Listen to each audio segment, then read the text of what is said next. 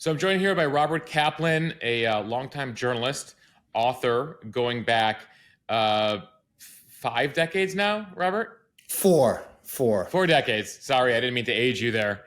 I appreciate you joining me for this conversation about your 22nd book, Loom of Time. I love the way you weave together basically centuries of history to try to explain the current predicament, the current situation. As we speak here, we'll get to the Middle East in a second, but right now, top of mind for many Americans is what's happening in Ukraine as far as U.S. foreign policy is concerned. Talk to me, as we speak here, we're about 18 months into the war. The U.S. has spent more than $100 billion to defend the Ukrainians. No real boots on the ground, so to speak. Yet the already, despite that, increasing feeling within the U.S., especially in one political party, that it's time to pack our bags and go home. You take the long view when it comes to American foreign policy, our involvement in the world, especially since World War II. Where are we in terms of Ukraine, and what does it say about U.S. foreign policy? Well, the Biden administration has actually been very cautious over the last 18 months. Yes, it's put $100 billion into support for the Ukraine war effort, which is real and which has dramatically weakened Russia as a great power. Russia is losing capacity in Central Asia, in the Far East, etc. The question of can Russia's empire continue is now, it's doubtful. So what we've seen in the last 18 months is the most effective weakening of another power by the United States since the first Gulf War in 1990-1991, executed by the elder Bush administration. That being said, the administration has been cautious. It's not given Ukraine long-range missiles. It's not given them F-16s. And the result so far appears to be a stalemate on the ground, a World War I type stalemate with, minefields, various layers of Russian defenders, just throwing human capital and minefields into the mix to slow down that Ukrainian offensive. But the administration is in a bind because if it gives Ukraine everything that it wants, it can risk Russia taking more dramatic action, be it massive cyber attacks, weapons of mass destruction, or maybe even the toppling of Putin, which could lead to a worse regime coming to power, or a real weakening in the Russian state. And Russia, remember, is the world's, has enough nuclear weapons to destroy the United States several times over. So the administration is sort of in a bind. It can't satisfy everybody. And if if the Ukrainians don't make some sort of a dramatic breakthrough in, say, 4 weeks, we're really into like the fall and the winter, and the war will just grind on and continue. I wouldn't blame the administration. I think it's acted prudently during the whole way. It hasn't satisfied everybody. But, problems in foreign policy, as I explain in my new book, are hard. It's really hard. Yeah. You just can't provide aid and advice and every place becomes a stable democracy. That's not how the world works. Well, especially the world that we learned about from U.S. foreign policy in the past 20 years. It's interesting because you lay out, we intervened in Iraq, obviously, overwhelmingly, and it didn't work out, right? We got chaos. You also write, in Syria, we didn't get involved and we got chaos. It appears here when it comes to Ukraine, we're sort of trying some middle ground here, and it's still not clean, not easy, and not overwhelmingly successful. Yeah, it's not a middle ground.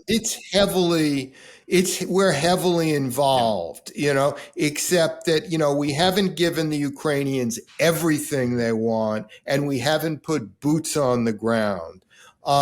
You can't put boots on the ground here, or else the American public would have soured on the war over a year ago. And again, as I just said, if you can't give the Ukrainians everything they want, because, that risks things that any American administration cannot risk in terms of the protection of the American public. So you lay out in the Middle East, sort of Dickinsonian. As opposed to best of times, worst of times. Everything has changed and nothing has changed in the decades you've been covering. Explain what you mean by that. Yeah. I lay this out in the first chapter is, yes, there's been a lot of dramatic media events. If you listen to the media, everything has changed in the Middle East. Everything's always changing. What I'm trying to do in this book is take a longer view based on, having been back and forth to the region over 50 years and been a foreign correspondent for 40 years, essentially. And, if you look at it, like take Afghanistan, it's had war, upheaval, chaos, but it's still the same weak state, barely governed from the center than it was 50 years ago. Or take Tunisia, which is, which like 50 years ago is the most European state, the most European influenced state in North Africa. It's, it has no great ethnic or sectarian divides. It's still, despite its slippage back into authoritarianism, still provides the best building blocks for any future stable democracy. Egypt is the same group of Nasserite pharaohs, as I call it, who are governing Egypt as 50 years ago. Saudi Arabia is the same dynasty, it's the same dynasty, and on I go. There's a lot of places that seem to have changed, but in fact are very similar to what they were 50 years ago. There are, there are elements of geography, of culture that simply do not dramatically shift. And these things are apparent to people on the ground, but do not make it into the strictures of news headlines, which is obsessed with novelty. It's interesting because, at a time where the major power centers are the US, China, rising India, Europe, obviously Putin trying his best to stay relevant there and continue to exercise his policies, the Middle East still dominates our attention, our treasure, our time, our blood. Why is that in 2023? Because, as I lay out in the book, the Middle East is that great area between Europe and China, essentially, between the stable democracy, Western democracies of Europe, and the deep, civilizations of India and China, And in the middle, in this vast, arid middle, you have the states of the Middle East, which are far less stable, far more tumultuous than on either of the two ends of Eurasia. And as I lay out, the Middle East has not found a solution to the collapse of the Ottoman Empire, still. And the Ottoman Empire collapsed 100 years ago. Right. These were the Ottoman Turks that dominated the region for almost 400 years. Yes, from Algeria to Iraq. And that's why the subtitle of this book is Between Empire and Anarchy.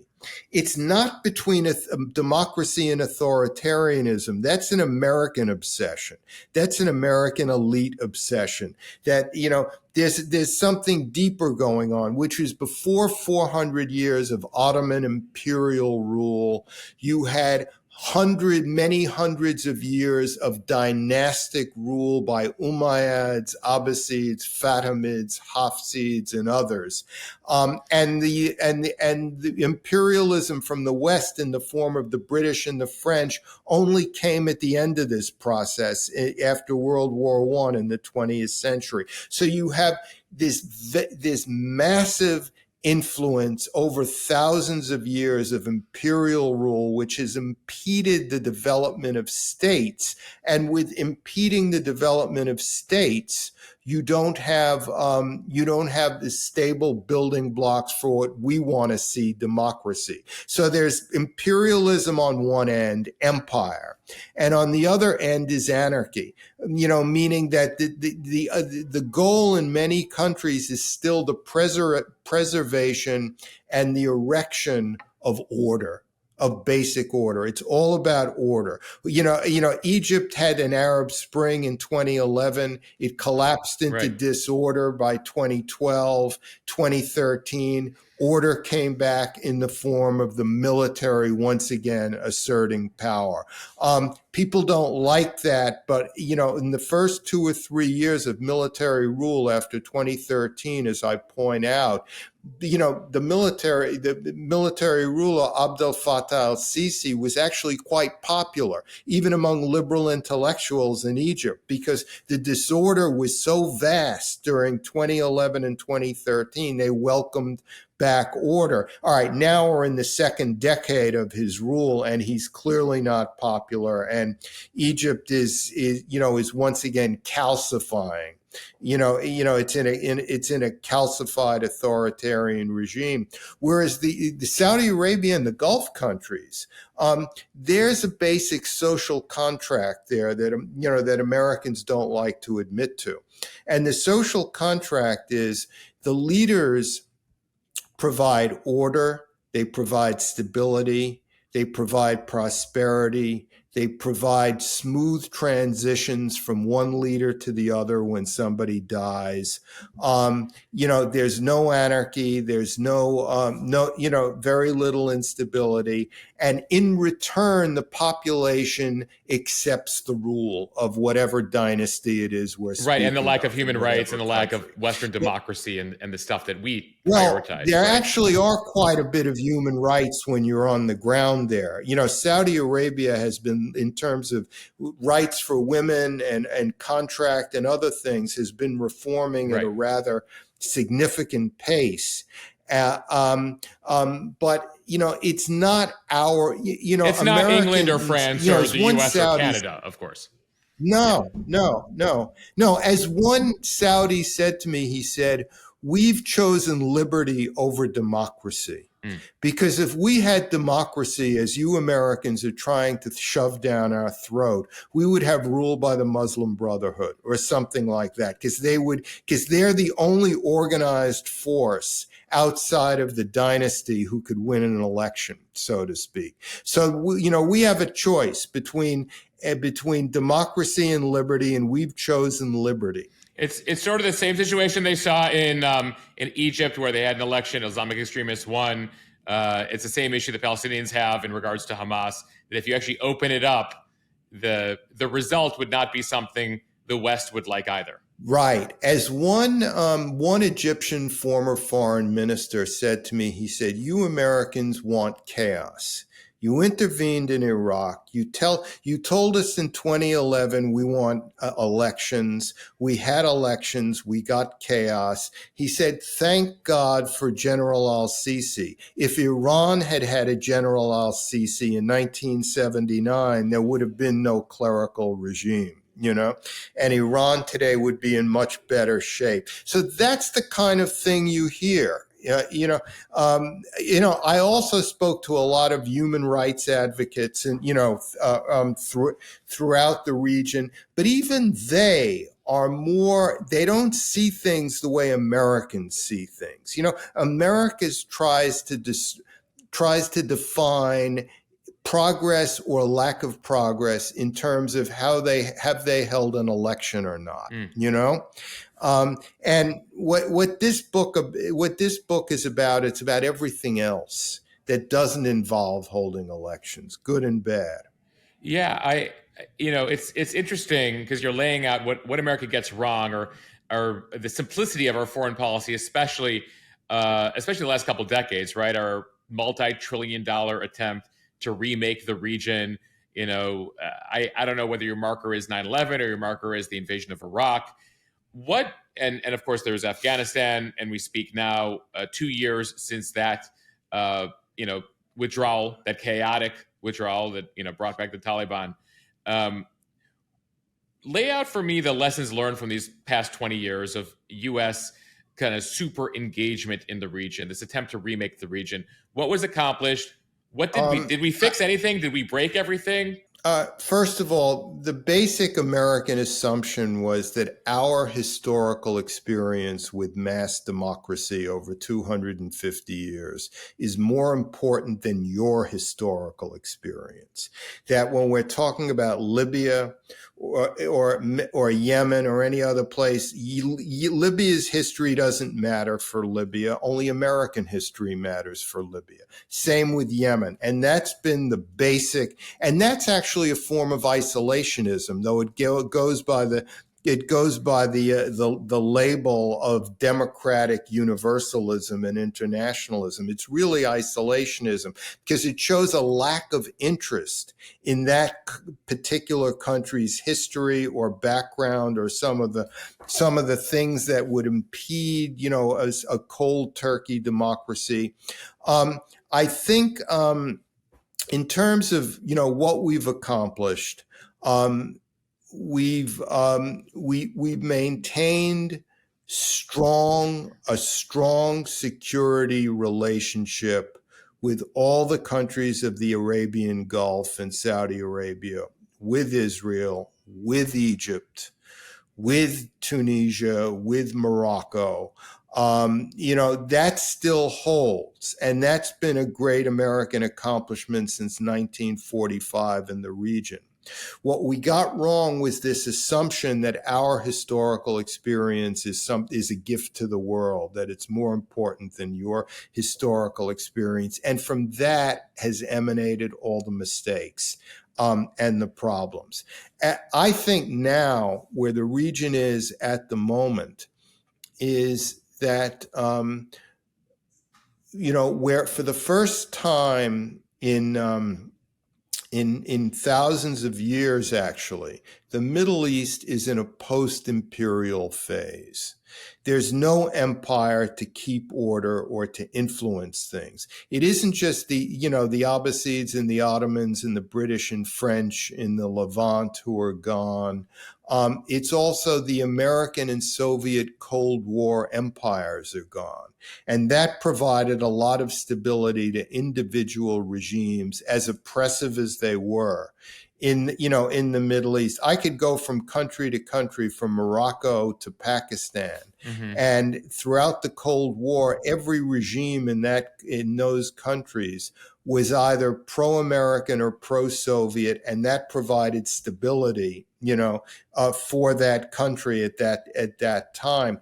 That has not completely disappeared because the Russians, who succeeded from the Soviets, still have influence in some places, and we still have a lot of influence. But it's not like the Cold War. That's why I write in the book that the Middle East is in a post-imperial phase, so to speak. And what has that led to? It's led to the individual regional powers themselves to try to come up with a system of order. So you have, and again, with some outside help. So the Chinese, orchestrate a resumption of diplomatic relations between Iran and Saudi Arabia. Right. The Biden administration, previously the Trump administration, organized a kind of rapprochement between Israel and a number of moderate Sunni Arab states. And now the Biden administration is building on that by trying to organize a rapprochement between Israel and Saudi Arabia.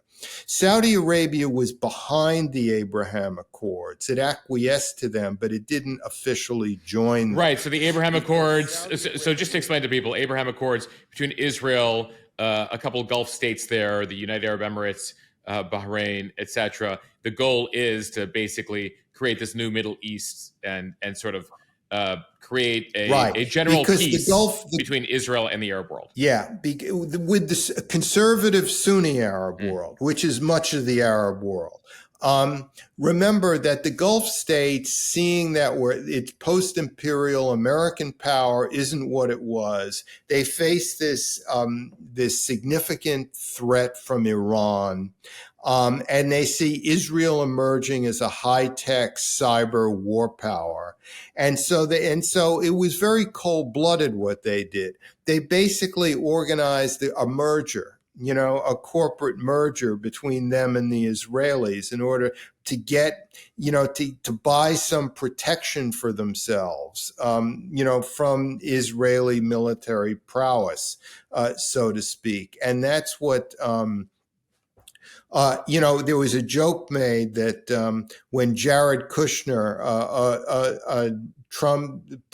former President Trump's advisor for the region at the time, thought he could orchestrate some deal between Israel and the Palestinians, and he found out that that was no going. But meanwhile, he noticed that although what the Israelis and the Palestinians wanted was a nice divorce, meanwhile Israel was having like an affair with these Gulf Arab states behind the scenes. Mm-hmm. So that's where the Trump administration got it into their heads that this is the next step. It's not with the Palestinians. It's with the Arabian Gulf countries. So, and all this is very cold-blooded. It's to come up with new security arrangements that will replace the absence of empire in some form or another. Yeah, so you talk about empire here. We talked about the Ottoman Turks running the show for several centuries there, 400 years. The British and the French coming in, then the Americans and the Soviets coming in, then the Americans doing it solo. To what extent is the Middle East broken because of the rest of the world? I mean, is it pretty simple there? And it seems like, and you just that's a very serious question. Yeah, no, that's a very serious question, because one of the points I make in this book is that the West, by its very proximity, its very intellectual and technological development since Napoleon has had an enormous influence on the Middle East, which used to be called the Near East because it was near to the West, essentially. And that influence was not only benign. For instance, in Syria and Iraq, you had Ba'athist states. It was Baathism that was really at the root of the Iraqi and Syrian collapse, because Baathism was essentially totalitarianism mixed with East Bloc communism, communist East Bloc communism. And where did the Arabs get that from? They got it from the West. It was under the influence of the West. It was, in the 1920s, 1930s, when Baathism became an intellectual movement, Europe was becoming more fascist. It was becoming more communist. So that, Baathism was sort of a Western export in a certain way to to Iraq and Syria, which really devastated those states and made them so easy for the Iranians to influence, because between Iran, which is a deep, rich, well-organized civilization, between Iran and the Mediterranean, there was nothing but the ruins of Baathism. So when those states collapsed, one with an American invasion, one without an American invasion, Iranian influence just rolled over right to the Mediterranean. So I want to talk a bit about, you spend some time talking about Saudi Arabia and Mohammed bin Salman, the crown prince there, who effectively runs the country. His vision for what Saudi Arabia needs to look like. Our relationship, the U.S.'s relationship with Saudi Arabia, goes back decades, largely centered around energy, but a whole variety of things. When you visit Saudi Arabia and you see what he's trying to build, talk to folks about how they should view that country, what it is trying to be, and what future does MBS see for his country, especially as the energy economy transitions? Keep in mind, Saudi Arabia has been ruled by the same royal family for 100 years. Um, it's had about half a dozen or maybe one or two more leadership transitions during that time. They were all peaceful. In one case, King Faisal was assassinated in 1975, but within 48 hours, the family had gotten together and chose a very good successor, King Khalid, who ruled successfully for years on end afterwards. So it's very stable. None of the kind of chaos of the Arab Spring. Very predictable with moderate conservative rulers, one after the other. And because of this, the Saudis said to me repeatedly, "You have no lessons to offer us," meaning you, the West. Look at what happened in Tunisia, Libya, Yemen. We want no part of that, no part of your American democratic dreams. We want stability, all right, so that's one side of it. The other side is that all these leaders, as I said, were moderate conservatives and old. And then the youngest, I believe he was the youngest son of Abdulaziz ibn Saud, King Salman became king at a very elderly age and made his own son the crown prince and in line to succeed him. And this happened, I believe, in 2017. And from Mohammed bin Salman, the crown prince, MBS as he is known, for his vision is to prepare Saudi Arabia in all respects for a post-petroleum age. Not completely post-petroleum, but an age where as the decades go on, Saudi Arabia will earn less and less, comparatively speaking, from its hydrocarbons. And to do that, he has to make the society itself dynamic, entrepreneurial, self-sustaining. And that leads to a bunch of things. What does it lead to? It leads to, well, if you want a dynamic entrepreneurial culture, you've got to liberate the 50% who aren't part of that business culture, the women.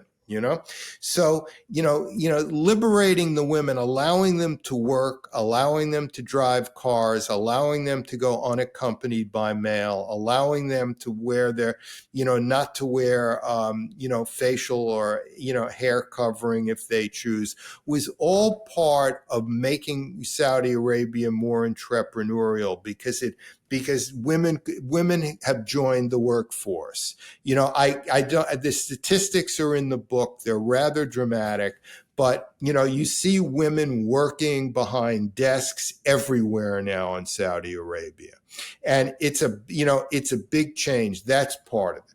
Another part of it is to normalize, perhaps with diplomatic relations in the future, perhaps without, but in any case, to normalize relations with Israel, in order to get investment from Israel's high-tech sector into Saudi Arabia. In other words, normalizing with Israel, liberating women, or all, and having a vision for the future, which isn't perfect, which is grandiose, which has its white elephant project, but nevertheless having a vision for the future that will make Saudi Arabia self-sustaining, even as its oil and gas business plays gradually less and less a role in the economy.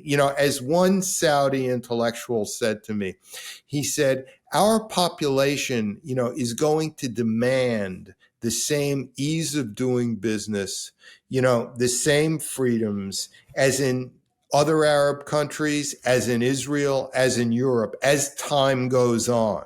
And what Mohammed bin Salman is doing is making a start at this. That all being said, he's also been, according to some arguments, very credible arguments, the most repressive leader in Saudi history. In terms of, if you go against the regime or if you criticize the regime, God help you, in terms of the things that could happen to you. So it's both more repressive and it's less repressive. The murder of the Washington Post opinion columnist Jamal Khashoggi was emblematic of this other side of the Saudi regime. MBS wants to have it all. He wants a more dynamic, entrepreneurial, dynamic society. He also wants total control.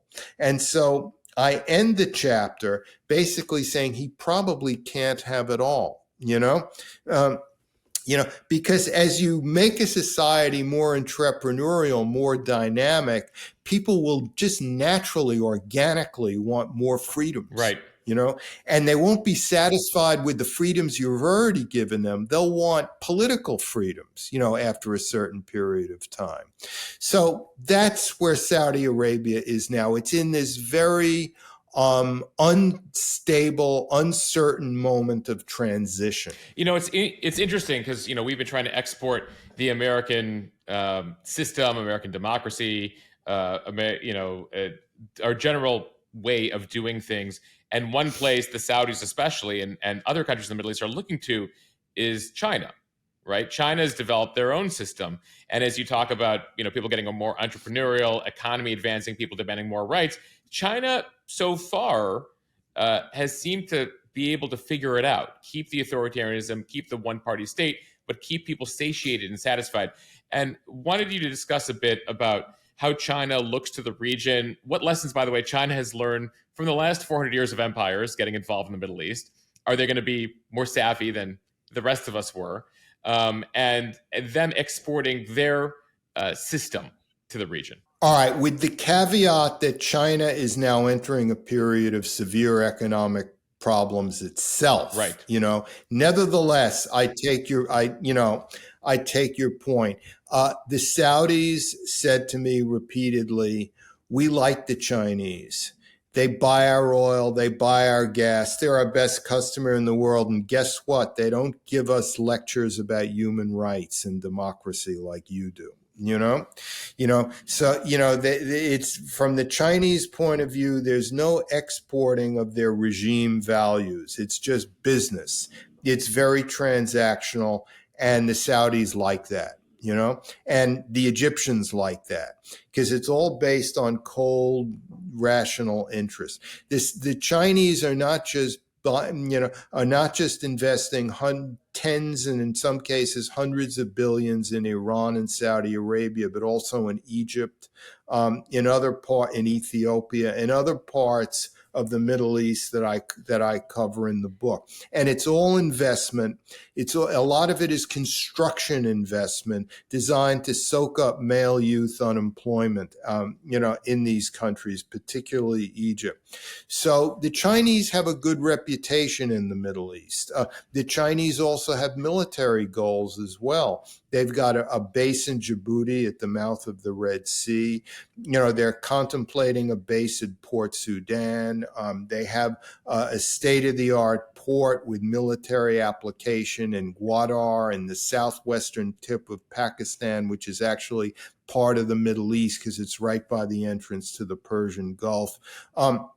So I think actually it's precisely because of growing Chinese power in the Middle East that the Biden administration was motivated to soften its attitude towards MBS and attempt this historic rapprochement between Saudi Arabia and Israel, because they realize that if they just stand on their hands and denounce Saudi Arabia for human rights abuses, the Chinese will gradually, take over the region in terms of, outside influence. Yeah, it's interesting because Biden definitely came in, wagging his finger at the Saudis, and then also realized the power the Saudis still have, especially when we went to them in the last couple of years to say, hey, can you increase oil production? It would really help our gas prices. Yeah.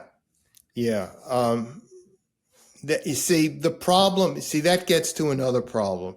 That is a purely cold-blooded, realist foreign policy is unsustainable, because if because sooner or later you'll get vast human rights abuses where the American public will want you to take action. Right. But on the other hand, a purely human rights policy is also unsustainable, because sooner or later it will butt up against American national interests and what the public needs and expects from its government. So it's always a matter of this balance, this intermediary balance. Yeah, as you said, foreign policy is complicated. I don't want to let you go without talking a couple more things. I want to talk Iran specifically. We speak as we're approaching 1 year since the beginning of those Masa Amini protests that at times look like they turned into a revolution there. Robert, we're more than now 40 plus years into the Islamic regime there.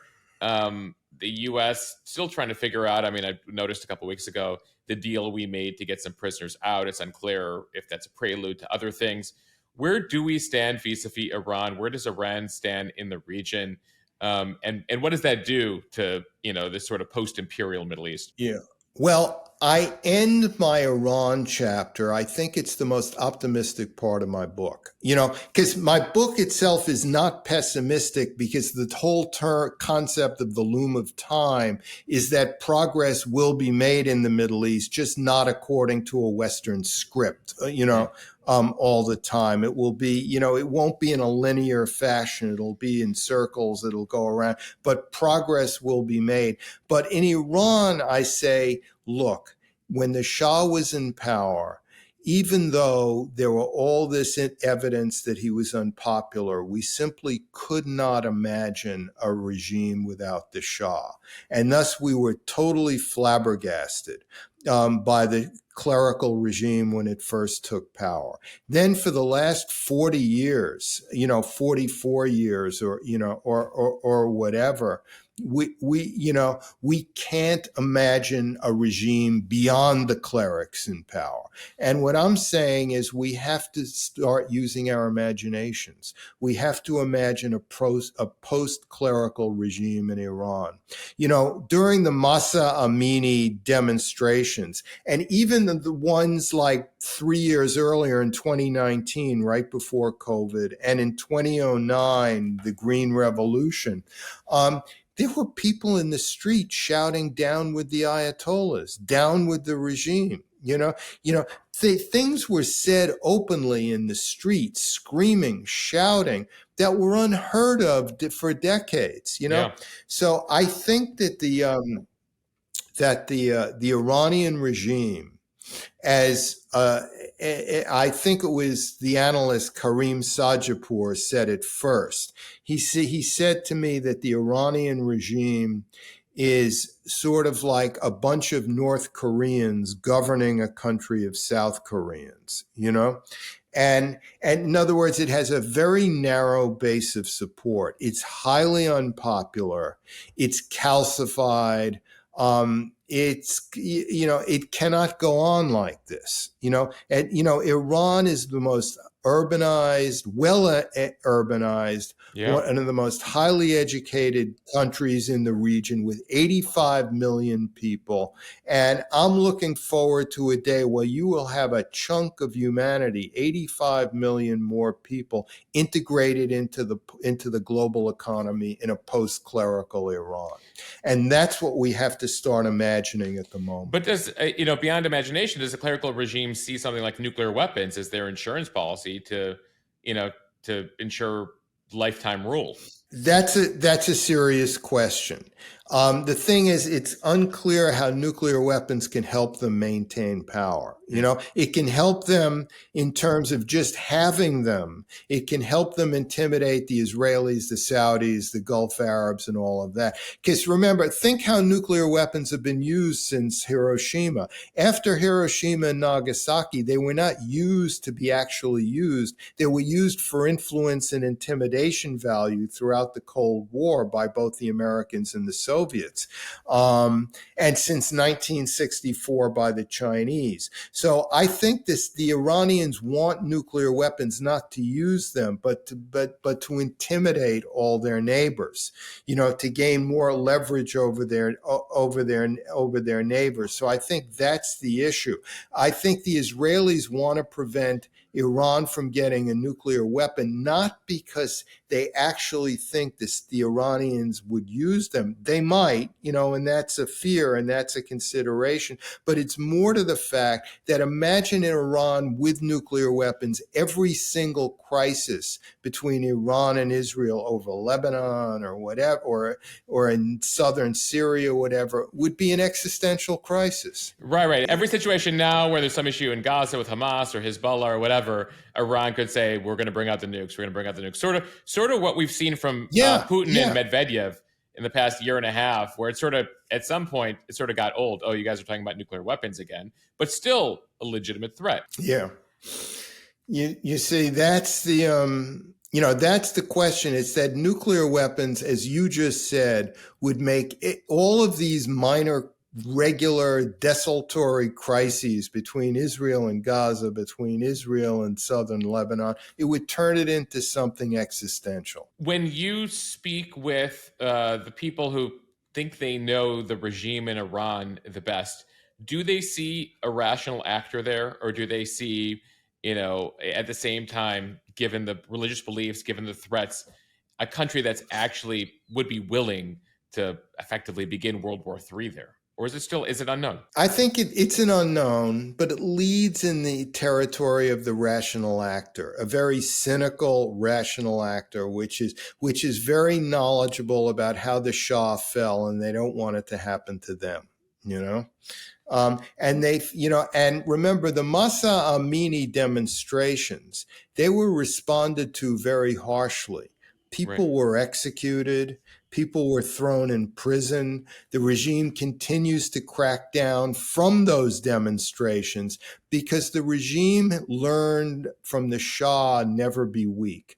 The Shah, was perceived as being weak and ineffectual when the demonstrations against his regime started. It was largely because he was sick and dying of cancer at the time, but the fact is he was seen as weak, as not responding in a strong way. And so the regime was very careful during the Masa Amini anti-hijab demonstrations, which were, I think, September 2022. It will be a year. Not to be seen as weak or flinching in any way. So it's hard to talk about the Middle East without talking about the Israeli-Palestinian conflict, and I want to end there. You talked about the internal politics playing out in Israel, the whiteboard bent, the 20 or so year experiment with peace deals here, effectively appears to be dead. But we sit here and there's nearly 15 million Israelis and Palestinians living between the Jordan River and the Mediterranean. You discussed earlier, the two sides want a divorce, but how do you do a divorce given how intertwined they are? What is the state of play there? What is the impact of the Abraham Accords and the deals Israel is making with the rest of the Arab world, and how it impacts the resolution? And what does that resolution even look like at this juncture? Well, John Kerry had said that if Israel doesn't make peace with the Palestinians, it will never have peace with the major countries of the region. That has proven incorrect. Israel, has made peace with quite a number of countries in the region, and may in fact do so with the most important country in the region, Saudi Arabia, over the next 2 years or so. However, the fact Israel can have, the Arab-Israeli crisis has essentially gone away and been stabilized by the fear of Iran.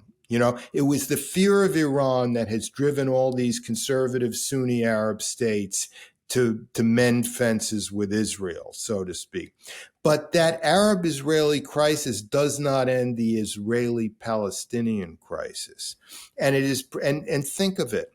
It is one thing you didn't say in your description was, and all this occurs, all these people between the Jordan River and the Mediterranean are in a social media age. And one thing we've learned from social media is that one odd tweet. Remember, this is how the Masa Amini demonstration started. It was fanned by social media. So you could have a bunch of tweets or whatever could just start another intifada that would be far bloodier than the first ones. Social media makes all this unpredictable and unstable. And that's why I think that the current situation cannot last. At some point, there has to be some sort of a deal. It may have to wait until after Mahmoud Abbas passes from the scene. Right. He's the nearly 90-year-old leader of the Palestinians, at least in the West Bank. Yeah. So, I mean, it may wait, but I don't think this situation is stable or likely to continue forever. So the Israelis sort of living in a fantasy, at least the Netanyahu government, et cetera, in terms of hoping that the status quo can just continue perpetually? I think the Netanyahu, the nature of the very, of coalition politics in Israel with the system they have means that there's not much long range thinking. It's mainly how do we keep the coalition surviving? How do we get to 61 seats out of 120 in the Knesset? And if we have 61 or more, how do we keep 61 or more? I think the nature of Israeli democracy has led to short range thinking on this. It rewards short range thinking. It doesn't reward long term thinking. Remember, in the late 1960s, early 1970s, can't remember, I believe it was Yigal Allon, the late foreign minister of Israel, wrote a big piece, I think it was in Foreign Affairs, the Allon plan, how to give the Palestinians back certain parts of the West Bank where they all lived, and Israel would keep the strategic but less demographically occupied parts of the West Bank. Well, that was a good plan. Had that been acted upon, the Middle East would be different today. Had Arafat accepted the plan between President Clinton and Ehud Barak, the Middle East would be different today. But the fact is, nobody did, and it's all worse now. Right, and so the question is, are you an optimist there that somehow a post-Abbas regime, thinking it'd be more along the lines of Hamas and Islamic Jihad, etc.? No, actually, I'm a pessimist. I'm a pessimist on the Israel-Palestinian situation because I think it's unsustainable and it's hard to imagine it being resolved diplomatically, though all kinds of things are possible. And right now, the Biden administration has sort of set that issue aside to an extent, just trying to get a deal between Israel and Saudi Arabia. Of course, part of that deal, the Saudis would. And this is another thing the Saudis told me. They're very nervous about the Israel-Palestinian crisis for the same reasons I just laid out. In a social media age, it's even more unstable and unpredictable than it was before. And so the Saudis want to see some movement, something to protect them, because Saudi Arabia is not a normal Arab country. It's the custodian of the holy places. So and because it's the custodian of the holy places, it just cannot walk away from the Palestinians. In the same way that the United Arab Emirates and those other countries are able to do, and even they have issues with their own populace when it comes to how their population feels about the government relationship with Israel. Right. Exactly. Yeah. All right. So let's end here. We sit here as we enter another election year of foreign policy sort of taking a back seat beyond aid to Ukraine. I guess China would be the other big issue that is up for discussion. But we have been seeing the rise of nationalism, populism. Let's take care of ourselves. I mean, I even hear it, Robert, from people who look at what happened in Maui and they connect it to, well, why is Ukraine getting all that aid and why can't we give more to Maui and take care of things at home? And we do see at least the Republican Party has, flipped here. At least part of it has flipped. There's a debate within it about what the U.S. role is in the world. So as you wrote this book, and as you think, you sit here back in the U.S. About the lessons from the past 20 years, the limits, the power and limits of the U.S. military, our foreign policy, where does the U.S. stand? Sort of bringing your analysis to the domestic situation here and our role globally. Well, it's very hard for an American president to commit troops abroad, in this domestic situation, because the domestic situation argues for more commitment, financial commitment, economic commitment to fix America's problems at home, and so troops abroad are a no-go unless you can make the argument that there's a real palpable, easy to communicate in 30 seconds security threat to the United States. And Ukraine does not do that. Taiwan might do that in the sense that if it were to become clear that the U.S. cannot defend Taiwan, then countries from Japan in the north to Australia in the south would essentially see the passing of American power and would have to make side deals with China. And that would affect our trade, our economy, etc., because the Far East is really, to the degree that any geographic part of the earth matters in economics, the Far East is the first among equals, not Ukraine and Russia. So you think the U.S. would face more pressure to defend Taiwan with more weapons, but actually troops on the ground, than we ever faced in Ukraine? Yeah. I mean, of course, it would depend how it would unroll. If the Chinese were to have a real subtle policy of cyber attacks, information warfare against Ukraine, it might be harder to get the U.S. public motivated. I don't know. But Ukraine, Russia is essentially about the stability of Europe. It's a moral question because, after all, Russia invaded with tanks, committed massive human rights atrocities still going on along a 600-mile front, biggest battle in Europe we've seen since World War II, etc. But to make the argument that Taiwan and the Far East, the Western Pacific, matters more to the well-being of the United States than Russia, Ukraine, is an argument that can be made. I personally think the world is so interconnected and so intertwined, you cannot separate regions the way you used to. And one of the themes in my book is that the Middle East will be more and more determined, not less determined, but more by what happens in Asia, what happens in Europe, etc. Robert, thank you for this conversation. Fascinating. Appreciate it. The book is the Loom of Time, available wherever you get your books. Thanks for chatting. Thank you.